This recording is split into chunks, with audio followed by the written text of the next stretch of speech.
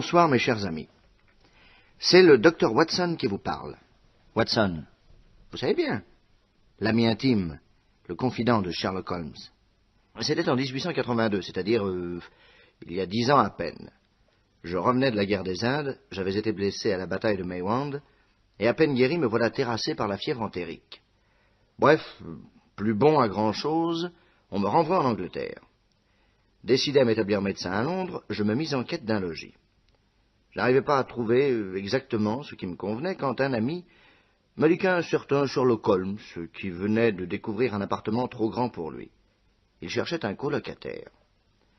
La cage et l'oiseau me plurent, et dès le lendemain, je m'installai dans 2 pièces qui donnaient sur un salon que je partageais avec M. Holmes.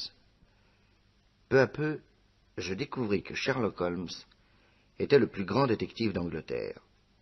Il m'honora de son amitié et daigna me faire participer à de nombreuses affaires qui me passionnaient tellement que parfois j'en négligeais mes malades. Par exemple, connaissez-vous l'histoire de la 2e tâche?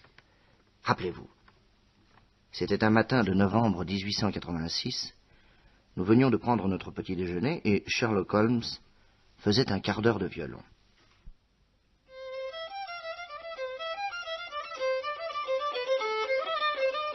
Si naturel.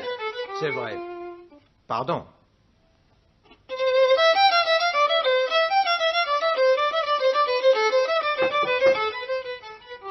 Entrez. Monsieur Holmes, Quoi donc, Mrs. Kate? il y a 2 messieurs qui voudraient vous voir. Tenez, voici le journal. Et puis voici les cartes de visite. Oh, by Jove. Quoi donc? Watson, savez-vous qui est dans l'antichambre? Lord Bellinger, mon cher. Le Premier ministre de Grande-Bretagne? Lui-même. Oh, ouais, vous êtes en robe de chambre. Il est 10 heures du matin, il me prendra comme je suis. Mrs. Kate, introduisez ces messieurs. Monsieur, Bonjour, Monsieur Holmes. Mes respects, Excellence. Je suis venu avec le très honorable Trelawney Hope, secrétaire aux Affaires européennes. Bonjour. Bonjour, monsieur. Permettez-moi de vous présenter mon ami, le docteur Watson. Monsieur. Excellence, monsieur. Nous aurions voulu vous parler en particulier, Monsieur Holmes. Vous pouvez le faire sans crainte devant le docteur. Mais ce que nous avons à vous dire est des plus confidentiels. Le docteur Watson est un autre moi-même, messieurs. Soit. Asseyez-vous, je vous prie. Un quart d'heure plus tard, je me retrouvais seul avec Sherlock Holmes.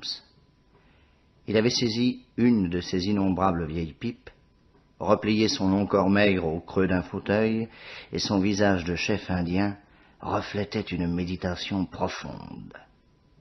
Voici ce que venait de nous confier sous le sceau du secret le Premier ministre de Grande-Bretagne et son jeune secrétaire aux affaires européennes. Ce secrétaire, M. Trelawney Hope, était le dépositaire d'une lettre adressée à l'Angleterre par un certain monarque. Et cette lettre contenait de telles menaces pour plusieurs nations que sa seule publication pouvait déchaîner une guerre européenne. Aussi, chaque soir, M. Hope emportait-il chez lui, à Whitehall Terrace, cette lettre qu'il enfermait pour la nuit dans un coffret dont il avait seul la clé, et ce coffret ne quittait jamais sa chambre. Dans la maison, et retenez bien ceci, personne, pas même Madame Hope, ne connaissait l'existence de ce document secret. Or, ce matin, au réveil, le document avait disparu. Ni M. Hope, ni sa femme n'avaient entendu le moindre bruit. La chambre étant située au 2e étage de l'hôtel particulier, il n'y avait aucun accès possible de l'extérieur. Quant aux domestiques, ils étaient d'une honnêteté inattaquable. Qui avait volé cette lettre? Sans nul doute, une nation intéressée à la publier pour déclencher une guerre toujours fructueuse pour ceux qui ne se battent pas. Selon Sherlock Holmes, le vol avait été organisé par un des 3 plus grands espions internationaux que lui, il connaissait fort bien. Voyez-vous, Watson, si nous pouvions être sûrs de l'identité du voleur, il se pourrait que le document soit encore à notre portée. C'est une question d'argent et j'ai la trésorerie britannique derrière moi. Si cette lettre se trouve sur le marché, je l'achète. Peut-être le voleur la gardera-t-il pour examiner les offres. En fait, je ne connais que 3 hommes pour jouer à ce jeu. Oberstein, La Rôtière et Eduardo Lucas. Je vais aller les voir tous les trois. Eduardo Lucas, dites-vous? Oui? Il habite bien Godolphin Street? Oui, pourquoi? Inutile d'aller chez lui, il vient d'être assassiné. Quoi? Ah oui, tenez, regardez. Voyez ce gros titre. Un crime dans Westminster. La nuit dernière, à son domicile du 16 Godolphin Street, M. Eduardo Lucas, bien connu dans les cercles mondains, a été assassiné. L'arme du crime est un poignard hindou arraché à une panoplie qui décorait l'un des murs. Le vol ne semble pas être le mobile du crime. La police enquête. Eh ben, ça n'a pas traîné. Quoi, comment vous estimez que la mort de cet homme est un rapport quelconque avec le vol de la lettre? C'est infiniment probable. Vite, mon veston. Où allez-vous? Sur les lieux du crime, on n'a pas une minute à perdre. Entrez. Ah, qu'est-ce que c'est encore, Mrs. Kate? Cette dame veut vous voir d'urgence. Oh, si vous saviez ce qu'elle peut être belle. Lady Hilda Trelawney Hope. Ce doit être la femme de notre jeune secrétaire aux affaires européennes. Mrs. Kate, faites entrer, vite, je suis pressé. Bonjour, Monsieur Holmes. Mes hommages, madame. Voici le docteur Watson. Vous pouvez parler devant lui en toute confiance. Si vous voulez bien vous asseoir. Mon mari vous a-t-il rendu visite, Monsieur Holmes? Oui, madame. Je vous supplie de ne jamais lui dire que je suis venu ici. Vous me placez, madame, dans une situation délicate. Je crains de ne pouvoir vous faire une promesse inconditionnelle. Entre mon mari et moi, Monsieur Holmes, il existe une confiance totale, sauf sur un plan, la politique, dont il ne dit jamais un mot. Cette nuit, dans notre maison, un papier a disparu. Et étant donné qu'il s'agit de politique, il refuse de me donner le moindre détail. Or, en cet instant où je vous parle, Monsieur Holmes, il est indispensable que je sache tout. Quelle sorte de papier a été volé? Quelles sont les conséquences de ce vol? Je suis navré, madame, mais il m'est impossible de vous répondre. Oh, mon Dieu. Peut-être pouvez-vous tout au moins m'éclairer sur un point. Lequel? À la suite de cet incident, la carrière de mon mari risque-t-elle d'être compromise? Si les choses ne s'arrangent pas, madame, les suites peuvent en être assez fâcheuses, en effet. D'une phrase qu'il a prononcée sous le coup de l'émotion, j'ai déduit que de terribles événements pourraient en découler. Est-ce exact? S'il l'a dit, ce n'est pas à moi de le contredire. Mais ces événements seraient de quelle nature? Je ne peux pas vous répondre. Soit. J'aurais mauvaise grâce à critiquer votre discrétion. J'espère même que vous ne me blâmerez pas d'avoir voulu, contre son gré, partager les angoisses de mon mari. Encore une fois, je vous supplie de ne pas faire état de ma visite. Au revoir, messieurs. Madame. Madame.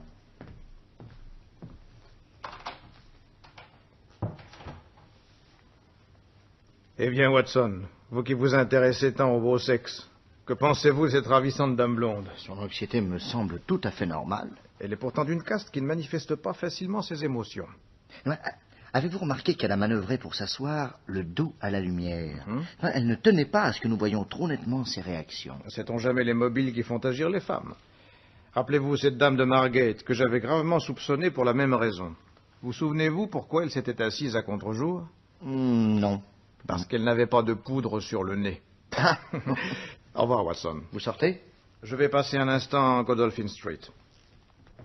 On ne m'ôtera pas de l'idée que la solution de notre problème passe par le cadavre d'Eduardo Lucas.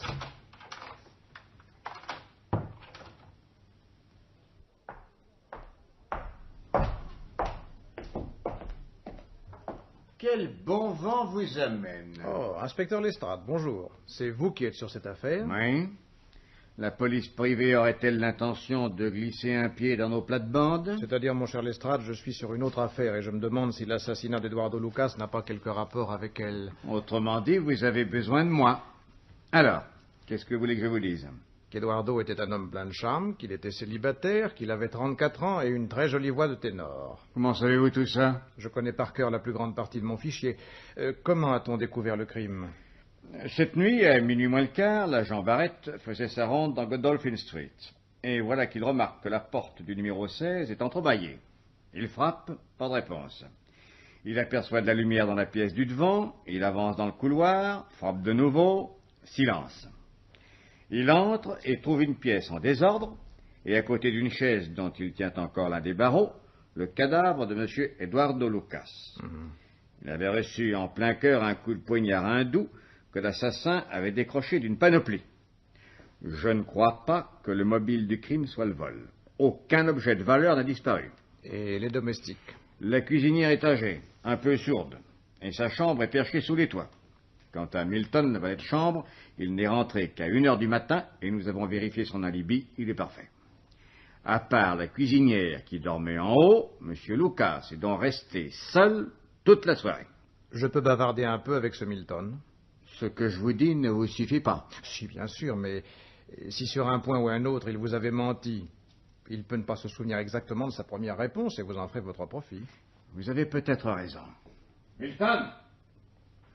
Monsieur.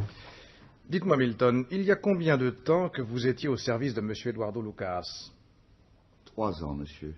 Vous savez donc pas mal de choses sur lui. Uniquement ce que monsieur a bien voulu que je sache. J'ai toujours été d'une discrétion... Eh bien, maintenant, tâchez de l'être le moins possible. À votre avis, comment gagnait-il sa vie? Je pense que monsieur avait une grosse fortune personnelle. Et des relations politiques, je crois? Monsieur s'intéressait beaucoup aux problèmes internationaux. Il était lié très intimement avec des personnages très haut placés de plusieurs pays. Forcément, n'est-ce pas? Il parlait 5 langues. Alors ça lui donnait l'occasion de ne pas perdre... Bien sûr. Il voyageait beaucoup? Il allait assez souvent à Paris. Il y est resté longtemps? Assez, oui. Une fois, il est resté 3 mois. Je lui ai expédié son courrier poste restante. Il était célibataire, je crois. Oui, monsieur.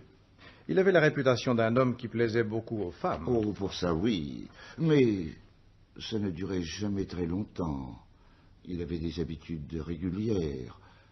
Je peux dire que la conduite de monsieur était irréprochable. Ah oui, eh bien, je vous remercie, Milton. À vos ordres, monsieur. Mon cher Lestrade, me permettez-vous de jeter un petit coup d'œil sur le cadavre? Allez, monsieur Holmes, allez. Voulez-vous ma loupe? Sacré Lestrade.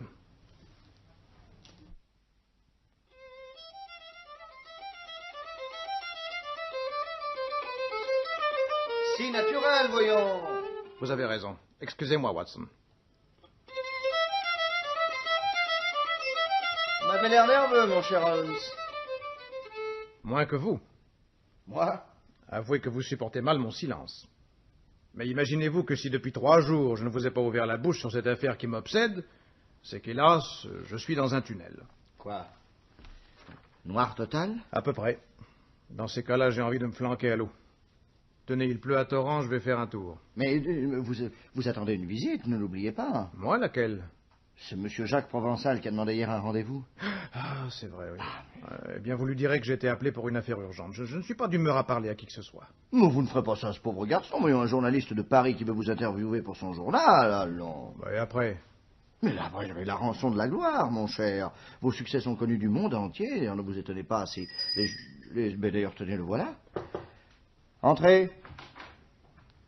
C'est monsieur Provençal, n'est-ce pas, monsieur Skate? Oui, monsieur. Eh bien, alors qu'il entre. Bonjour, monsieur Sherlock Holmes. Oh, si vous saviez quelle joie j'éprouve à vous voir, monsieur Sherlock Holmes. Dr. Watson. Asseyez-vous, monsieur Provençal. Enchanté. Merci.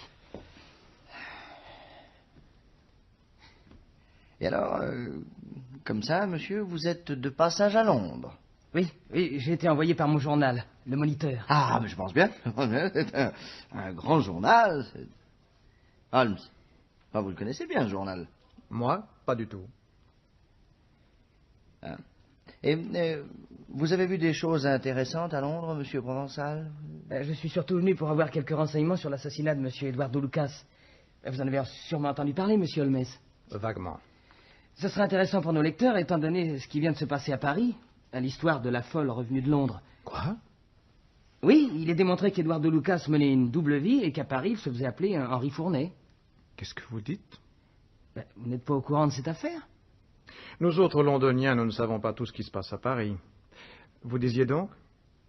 Qu'une madame Henri Fournet, demeurant dans un très joli pavillon de la rue La Rochefoucauld, a été dénoncée comme folle par ses domestiques, ce que les psychiatres ont d'ailleurs confirmé, et l'on a découvert qu'il y a 3 jours, elle était rentrée de Londres et que ce voyage n'était pas sans rapport avec le crime de Godolphin Street. Vraiment?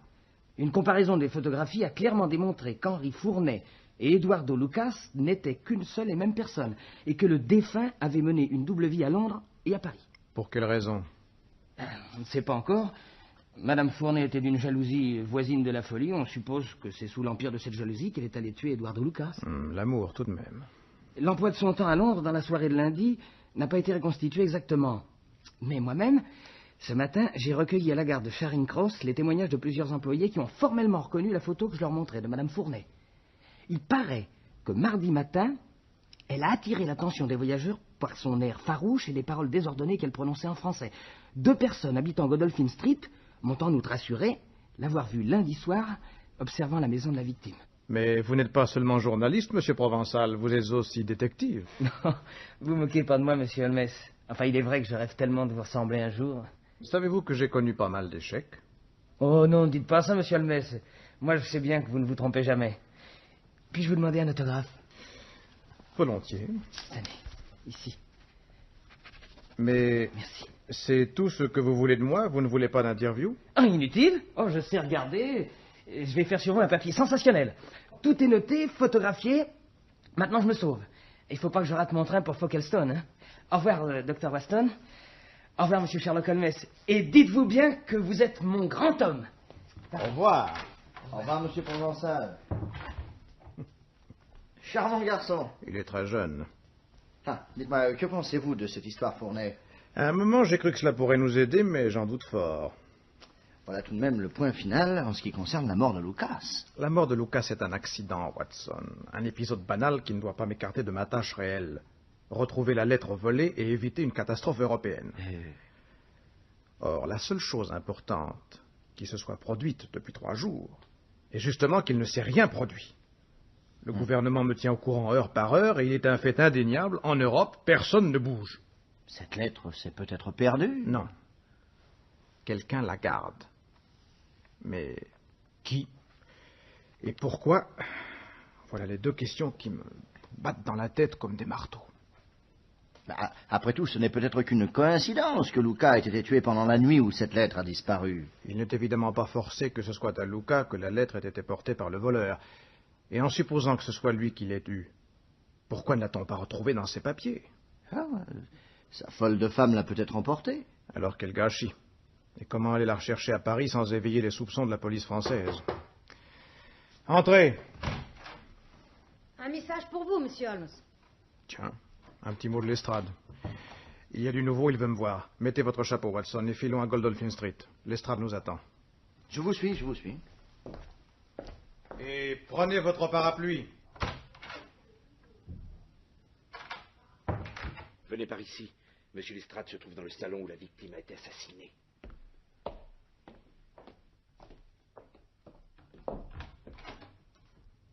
Ah, monsieur Holmes. Eh bien, Lestrade, que se passe-t-il? Il y a du nouveau.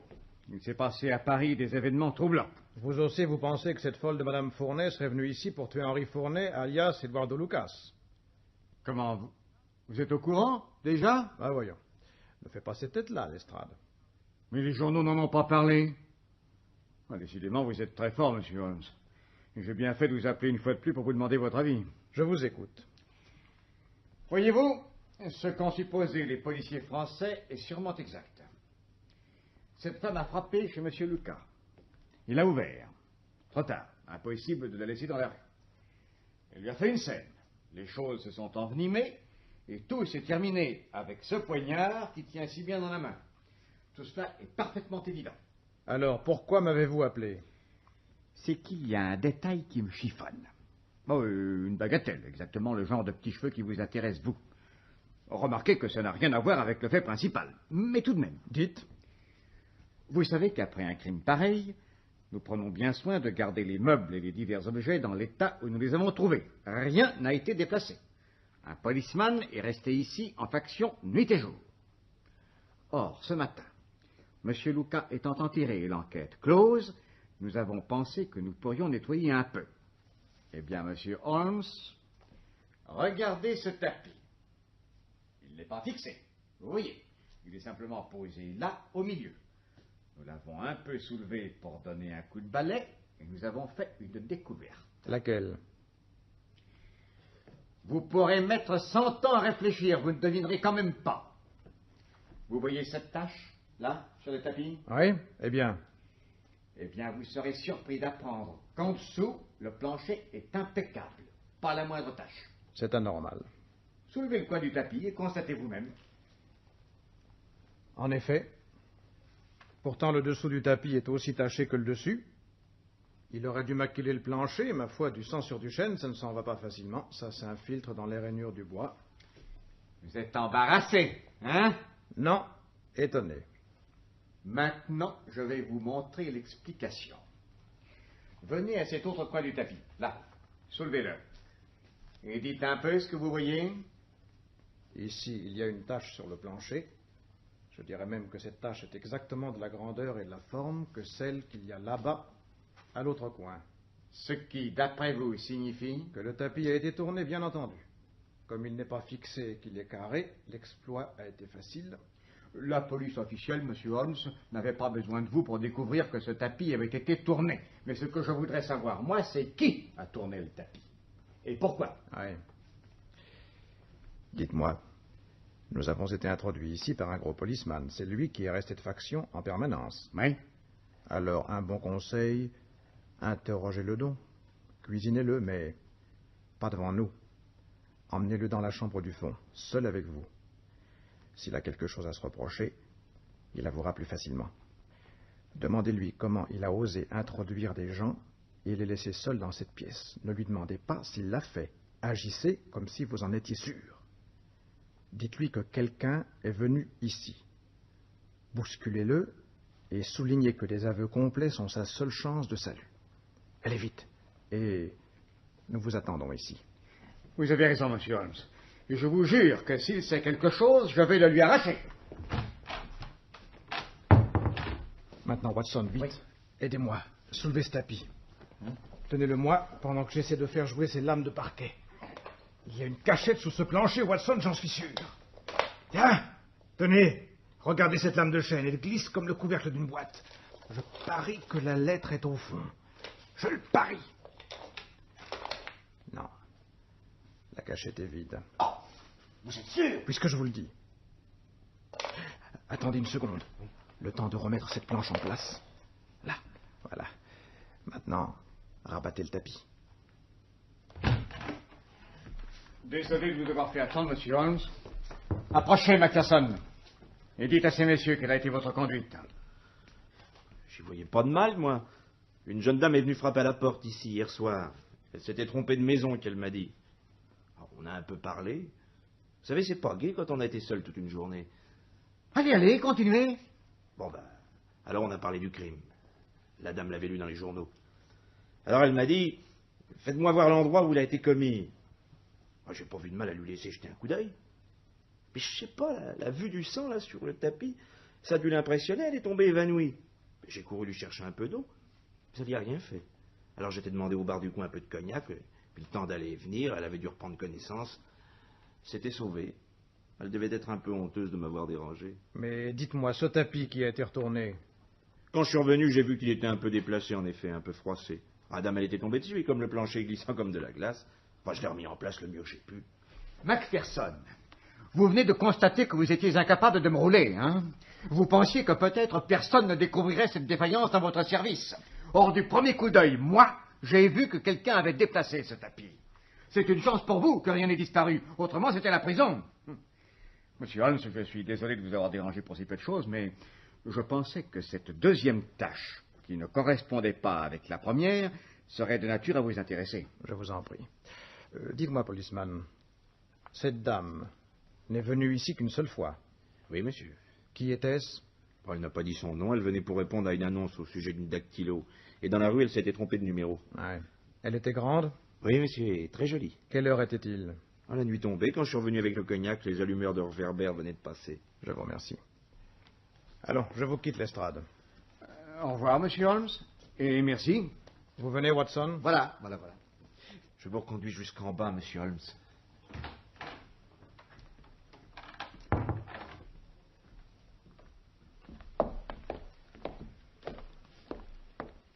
Dites-moi, policeman, que pensez-vous de cette photo?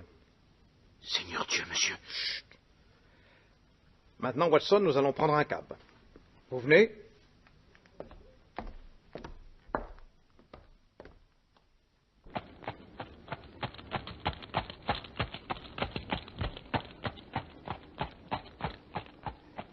Maintenant, mon cher Watson, le rideau va se lever sur le 5e acte.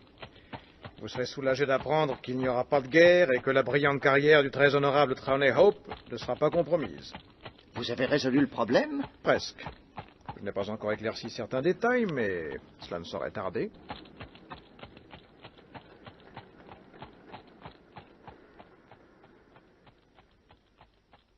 Madame vous prie d'excuser de vous avoir fait monter au second, mais elle est un peu souffrante.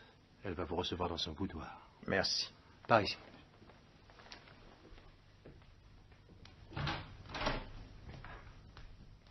Bonjour, madame.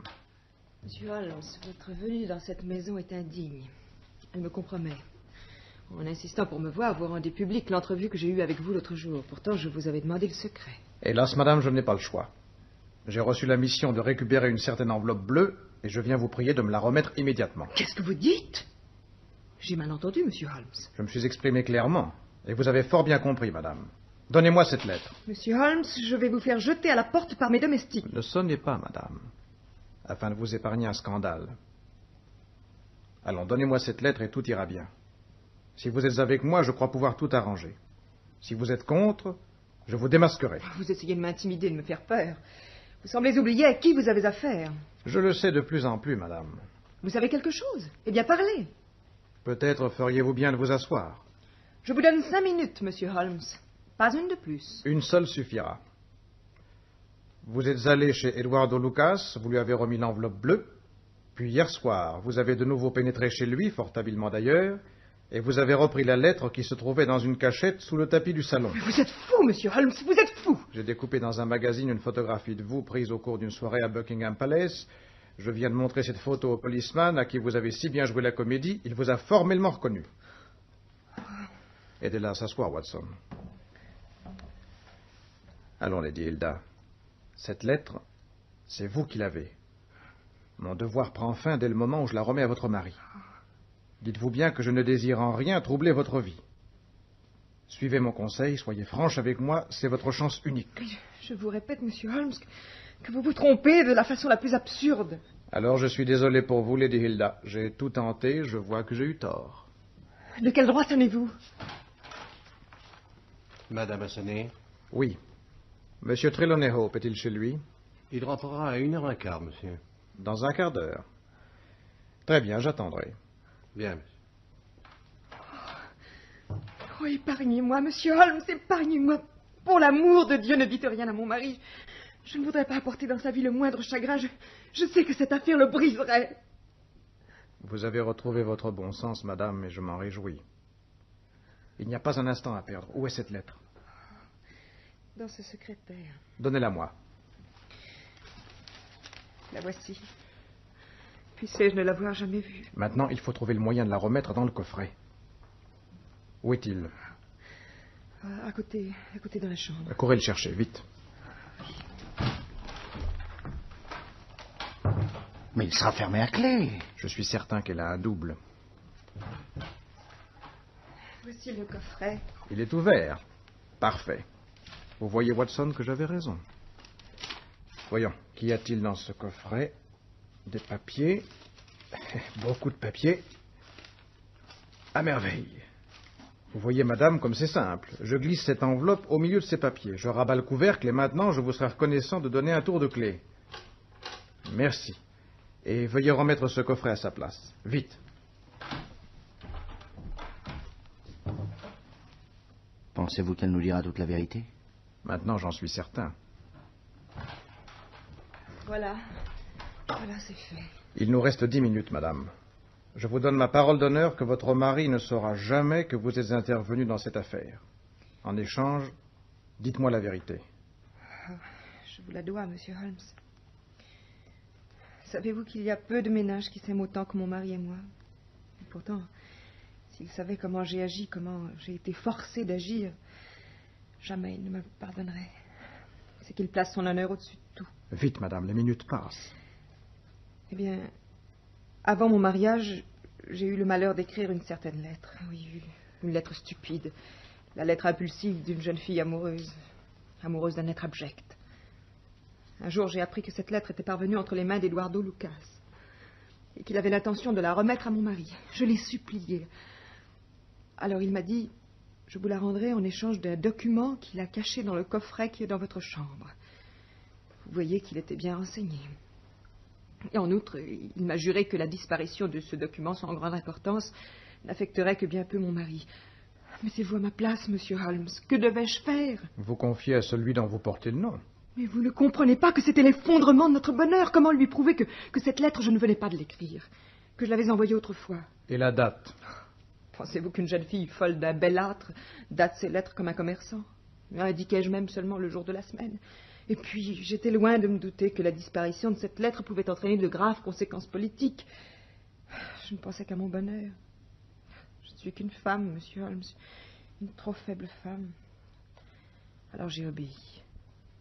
J'ai pris une empreinte de la clé du coffret et c'est Lucas qui m'a procuré le double. J'ai ouvert le coffret, j'ai volé l'enveloppe bleue et je la lui ai apportée un soir où, soi-disant, j'étais allée au théâtre. C'est chez lui, à Godolphin Street, que vous le lui avez remise? Oui, dans son salon. Alors il m'a rendu ma lettre. Et c'est alors que nous avons entendu du bruit dans le hall d'entrée. Lucas a rapidement retourné le tapis, déplacé une lame du parquet et enfoui le document que je venais lui apporter dans une cachette qu'il a recouverte aussitôt. Alors une femme est entrée, une folle, qui s'est mise à hurler en français. « Enfin, je te trouve avec elle !» Il y a eu une lutte sauvage. Je les ai vus tous les deux, lui avec une chaise qu'il avait empoignée et elle avec un poignard qui luisait. J'ai pris la fuite, j'ai couru jusque chez moi. Oui, c'est peut-être monstrueux, mais j'étais heureuse, monsieur Holmes. J'avais ma lettre. Oh, je ne me doutais guère de ce que me réservaient les heures qui allaient suivre. Le lendemain matin, j'ai compris que je n'avais fait que changer de drame. Et quand j'ai vu le désespoir de mon mari à la découverte du vol, je n'ai eu qu'une idée, reprendre l'enveloppe bleue. Et voilà, maintenant vous savez tout. Je vous remercie de votre confiance, madame. Demeurez ici. Nous descendons au premier étage pour attendre votre mari. Venez, Watson. Jacobs, Madame, veuillez conduire ces messieurs dans le grand salon. si ces messieurs veulent me suivre. 10 minutes plus tard, le maître de maison et le Premier ministre entraient dans le salon. Bonjour, messieurs. Vous avez du nouveau, monsieur Holmes? Un espoir sérieux, Excellence. Dieu soit loué. Nous vous écoutons. Cette nouvelle est d'ailleurs purement négative. Que voulez-vous dire? Je suis très renseigné. Aucun danger n'est à redouter. Mais ça n'est pas suffisant, monsieur Holmes. Nous ne pouvons pas continuer à vivre sur un volcan. Il nous faut quelque chose de concret. J'espère l'obtenir. C'est pourquoi vous me voyez ici. Plus j'ai réfléchi, messieurs, plus j'ai la conviction que la lettre n'a jamais quitté cette maison. Enfin, monsieur Holmes... Si elle était sortie d'ici, elle aurait déjà été publiée. Mais qui l'aurait prise pour la garder? Je suis persuadé que personne ne l'a prise. Alors comment a-t-elle disparu du coffret? Je ne crois précisément pas qu'elle ait disparu du coffret. Monsieur Holmes, cette plaisanterie est déplacée. Avez-vous eu l'occasion d'ouvrir votre coffret depuis mardi? Non? Pourquoi? Vous pouvez ne pas avoir vu cette lettre alors qu'elle y était encore. Mais impossible, voyons. Je n'en suis pas persuadé. J'ai déjà assisté à des choses semblables. Je suppose que ce coffret contient d'autres documents, d'autres lettres. Après tout, elle s'est peut-être glissée entre les plis de l'une d'elles. Mais non, elle était sur le dessus. Quelqu'un peut avoir secoué le coffret et l'avoir déplacé. En tout cas, Hope, il est facile de s'en assurer. Certainement. Jacobs, montez vite me chercher le coffret qui est dans ma chambre. Bien, monsieur. Je crains, messieurs, que ce soit du temps perdu. Je ne suis pas un enfant, et en cherchant un document de cette importance, vous me ferez l'honneur de croire que j'avais les yeux bien ouverts. Les exemples abondent, monsieur Hope, où les choses les plus en évidence échappent aux regards les plus aigus. Ah, Jacobs, posez ce coffret ici, je vous prie. Tenez, là. Et laissez-nous. Vous voyez, messieurs, j'ai toujours la clé attachée à ma chaîne de montre, et il n'en existe pas de double. Voilà le coffret ouvert. Le mieux est de sortir ces papiers les uns après les autres. Regardez, une lettre de Lord Merrow, un rapport de Sir Charles Hardy, le mémorandum de Belgrade, une note sur les accords commerciaux russo-allemands, une lettre de Madrid, une note... Oh, Lord Bellinger. Mais oui, c'est notre enveloppe. Et la lettre est dedans, intacte. Hope, mais que s'est-il passé? Je n'en sais rien, je commence à douter de mes facultés. Quel soulagement. Ah, Sherlock Holmes, vous êtes un magicien. Comment avez-vous su qu'elle était encore là? Parce que je savais qu'elle n'était nulle part ailleurs. Vous êtes un homme extraordinaire. Maintenant, excusez-moi, il faut que je prévienne ma femme. Elle va être folle de joie. Hilda! Hilda! J'ai l'impression très nette, cher monsieur Holmes, que vous ne nous dites pas tout. J'aimerais bien savoir comment cette lettre est revenue dans ce coffret. Impossible, Excellence. Que voulez-vous? Nous avons nos secrets diplomatiques. Nous aussi.